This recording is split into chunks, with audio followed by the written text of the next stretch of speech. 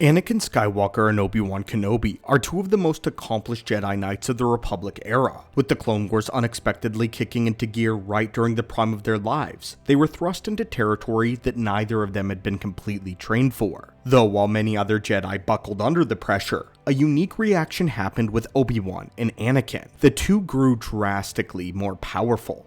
During the Clone Wars, the both of them were definitely good Jedi, but as far as the Jedi went, they were pretty average. In fact, each of them took more personal losses during that time than in almost any other scenario. But when we see them again in Revenge of the Sith, Obi-Wan and Anakin are members of the Jedi High Council. This sort of thing doesn't just happen in the span of 3 years. So what exactly occurred here? Why did Skywalker and Kenobi grow so incredibly powerful during the Clone Wars? And how did Anakin cause his master to become extremely powerful, reaching the utmost limits of Obi-Wan's potential? One thing to get out of the way early is that all Jedi and wielders of the Force in general appear to grow stronger in times of war. The Jedi as an organization don't actually train for the purpose of growing their power or exploring the limits of the Force. The High Council orders as much. Rather, a Jedi train only enough to be proper conduits of the Force and do their duty as keepers of peace. Because of this, when wartime actually occurs, Jedi are given a reason to push themselves to their limits. They have a tangible reason to accept and to seek out power, and they need to be stronger in order to protect the galaxy and serve during the war. They can't slack off for reasons that they normally would be able to.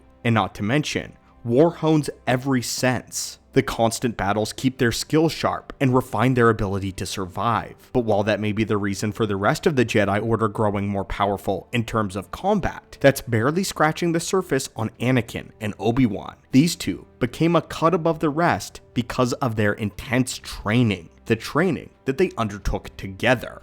When the Clone Wars broke out, Kenobi and Anakin were at the epicenter of its birth. Obi-Wan discovered Dooku working with the Sith and leading the Separatist uprising, and it was the two of them who had to be rescued by the Jedi Order, led by Yoda, who intervened with the clone army, and the rest was history. The point being though, the two Jedi saw the very beginning of the war in real time, and they wanted to see it through. I can only imagine that there was a small part of them that blamed themselves for the deaths of the Jedi on Geonosis. They had to make sure they were prepared for the war, because their Jedi brethren were not. And neither of the two of them when they faced Dooku were prepared either. This is one of the first motivations that we need to mention. After the Jedi Order's humiliating defeat on Geonosis, the two Jedi's subsequent mutilation at the hands of Dooku, they realized that they were not going to be able to survive or win this war unless they put their best effort and heart into becoming something beyond what the Jedi trained to be. And as a result of this, Obi-Wan and Anakin became utterly obsessed with lightsaber combat. Obi-Wan discovered that Itaru was no longer going to serve him in the battlefield, nor would it help him against someone like Dooku, who slipped through his defenses effortlessly. Anakin was more traumatized by the loss of his arm, and his style of Shien had failed him against a master duelist like Dooku. With Kenobi needing more survivability, he chose Sarisu, which would help him stay on the front lines of battle, keeping him alive around the most powerful of opponents. Obi-Wan recognized his weaknesses and mitigated them with the proper form.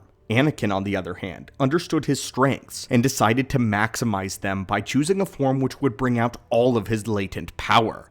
So, the two Jedi completely changed the designs of their lightsabers as well to fit their new forms. But that wasn't all. It usually took years, even upwards of a decade, to completely master a new lightsaber form. But the two Jedi didn't have time for that. And so, they started to practice and drill against one another constantly. Anakin and Obi-Wan practiced lightsaber dueling far more than any Jedi of the era. Surprisingly, duels in training session is not a common thing as you would think it is. In fact, when it does happen, it's usually younglings using practice lightsabers or masters giving demonstrations. Masters duel with their apprentices regularly, but usually with their lightsabers on the lowest setting. It should also be mentioned that the rate at which a student duels a master is entirely up to the training style of that master. The thing is, this was an era where basically no Jedi expected to meet a saber-to-saber challenge or foe. Hardly any of the average Jedi in the Order expected to spend their day dueling with Dooku or encountering Grievous. Not only was everyone still trying to get used to their roles as generals, but blaster deflection skills were now in high demand. This would be the thing that the Jedi would be fighting hordes of. not lightsaber-wielding enemies. However, Anakin and Obi-Wan took to lightsaber combat with a very specific goal. They would drill each other constantly. There is a reason why their fight on Mustafar took so long. They knew each other so well, each of their own quirks, skills, and tactics the other knew from hundreds of practice duels. For them, dueling at the blade was not a possibility, it was an inevitability. They became masters of their chosen arts within a couple of years, and it was because of this intense training with one another. All of this stemming from their individual trauma concerning duels. Anakin progressed rapidly, therefore forcing Obi-Wan to match his progression. The death of Qui-Gon, the loss at the hands of Dooku, motivated both of these Jedi. They could have prevented these losses, and yet they failed. Obi-Wan admitted that if he had been a little stronger, a little faster, he could have saved Qui-Gon. And in contrast, Anakin prepared for his rematch with the Sith, the man that had butchered Jedi. This could have all been prevented had Anakin been more powerful, more prepared. The two of them began a friendly rivalry with one another. Just as Skywalker wanted to test his master's patience, he also wanted to test and see exactly where he was in skill in lightsaber combat. Unlike most master and apprentice dynamics, where the student has a thorough understanding of their place and always looks to their master, Anakin had a bit of arrogance. He liked to test his own rapidly growing power against Obi-Wan's seasoned training. He wanted to see how he matched up to a Jedi Master. It wasn't out of malice, but it was to make sure that Obi-Wan was still worthy to teach him. But once Anakin was knighted, that rivalry became a lot more friendly. Anakin wanted to see if he had surpassed his master, and on the flip side, Kenobi wanted to always ensure that he could keep up with Anakin's raw talent. To do this, he would have to become more disciplined in his training than even Anakin was. It is truly understated how powerful a good rivalry can make two people. The drive to constantly improve to keep up with, or to surpass the other person creates a cycle of mutual sharpening. This leads both rivals to become powerful warriors. They become so focused on trying to surpass one another that they don't realize the moment that they have surpassed everyone else. For Anakin Skywalker, this was expected, but for Kenobi to match him time and time again was absolutely unheard of. What's interesting about this master and apprentice relationship, though, is that it is very similar to how the Sith operate. The apprentice, determined to keep up with their master at all costs. The master, to be more powerful, to assume their role, to continue to be the master, and keep their apprentice's power at bay. Much later, we get inner thoughts of Kenobi from this. In the journals of Obi-Wan Kenobi, we get to see his perspective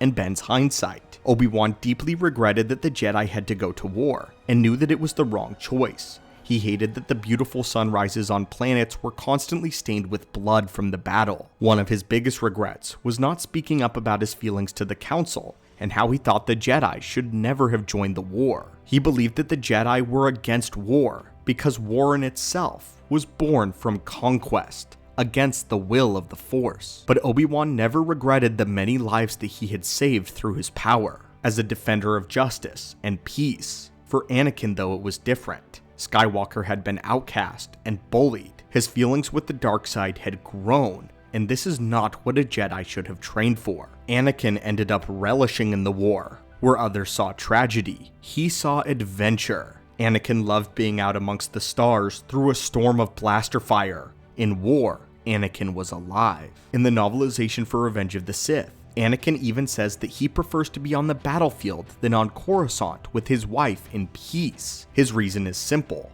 On the front lines, he knew where the enemy was, and he says that unlike life as a Jedi, life as a soldier was simple.